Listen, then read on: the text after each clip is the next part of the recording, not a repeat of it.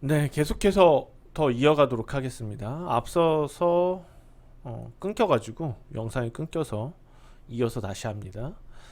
탑 엔지니어링을 보고 있습니다. 자, 탑 엔지니어링 저는 오히려 조정을 좀 노리자고 말씀을 드리고 싶어요. 물론 이제 지금도 저평가지만 PER 4.5배면은 성장성을 가지고 잘 실적을 내고 있는 회사의 PER이 4.5배면은 낮지요.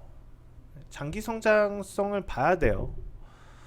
그렇다고 해서 막 들어가면 안 되죠. 또 가격 보면서 사고 나자마자 떨어지면은 분위기 안 좋잖아요. 네. 가격대를 뭐 바로 잡기보다는 저는 그래도 낮은 가격에 최대한 잡을 수 있다면 낮은 가격에 잡아보면 어떨까? 8,000원, 8,500원 그 정도 선이면은 좋을 것 같긴 한데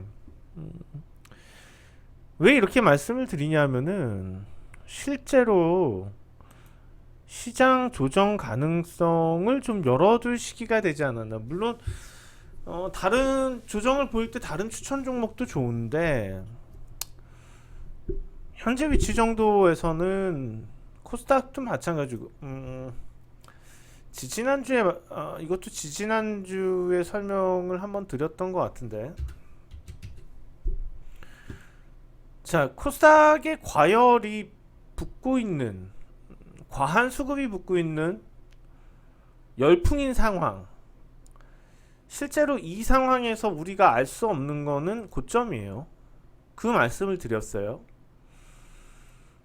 650에서 걸릴지 아니면은 700선을 넘고 나서 걸리고 빠질지 아니면 지금부터 빠질지 그거는 아무도 알 수 없다. 뭐 그런 식으로 말씀을 드렸었는데 달라진 부분들은 분명히 있죠. 이제 코로나 시국 이전과 달라진 점들은 분명히 있습니다. 왜냐하면 코스닥 시장에서 시가총액이 높은 종목들을 살펴봐야 될 텐데 그 종목들에 대한 전망이 성장성이 부각이 되었기 때문이고 이런 부분들에 대한 평가가 코스닥 지수를 또 만들고 있지 않나 생각이 들어요. 그럼에도 불구하고 지금 국내 주식뿐만 아니고 뉴욕 증시 같은 경우에 많이 올랐거든요. 또 나스닥 보시면은 나스닥 상당히 많이 올랐죠. 절반 이상 회복했어요. 오히려 낙폭 대비해서 탄력도 회복 탄력도가 코스피 시장보다도 나은 것 같아요. 어쨌거나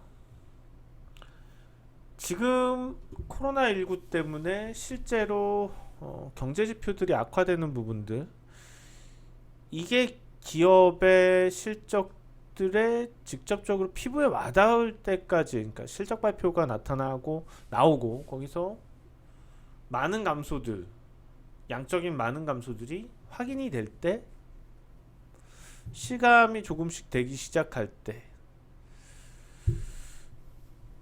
음,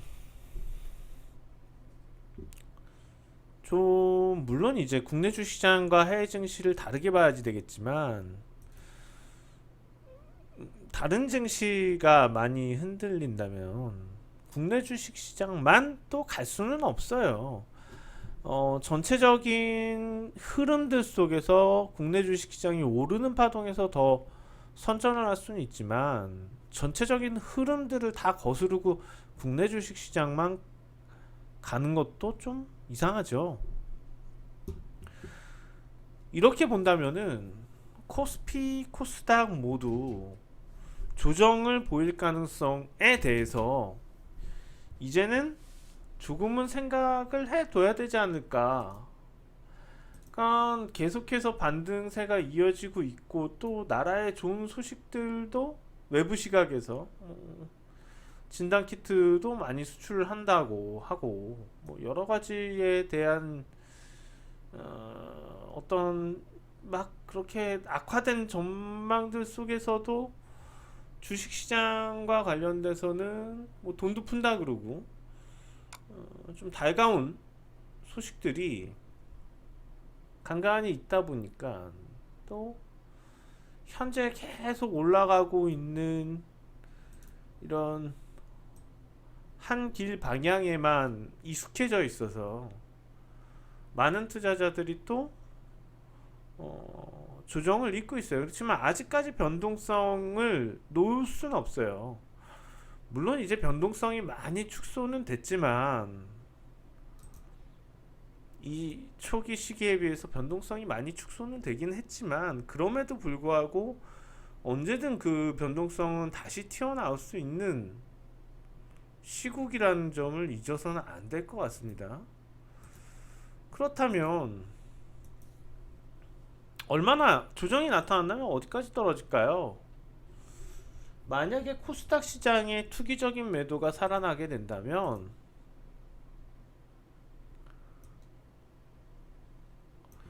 550선까지는 좀 아래로 열어둬야 될 수도 있지 않을까라는 생각은 해요. 중심으로 해서 지지가 나타날 가능성이 높지만 뭐 한 2, 3일 사이에 그렇게 길지 않은 시간 단기적으로 좀 크게 하락할 우려들에 대해서는 지금은 좀 생각은 해둬야지 되지 않을까. 물론 이제 담보라는 거는 이후에 시장이 침체로 다시 지난 저점을 깨고 내려가거나 이럴 가능성은 지금은 없어졌어요. 그럴 가능성은 지금은 없어졌지만,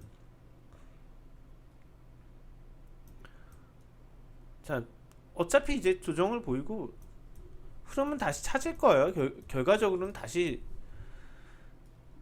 만들어서 갈 텐데, 단기에 나타나는 이런 급락 때문에 계좌가 크게 망가질 수도 있다는 점을 생각한다면 어느 정도의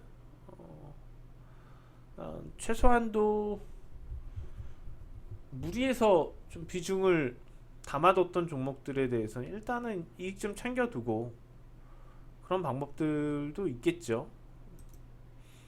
코스닥 종목 같은 경우에는 워낙 또 하락할 때 급하강을 하니까 그런 점들도 감안을 해서 생각을 한다면 일단 지금은 무리해서 늘려놨던 주식에 대한 비중이라면 어느 정도는 좀 봐야 되지 않을까.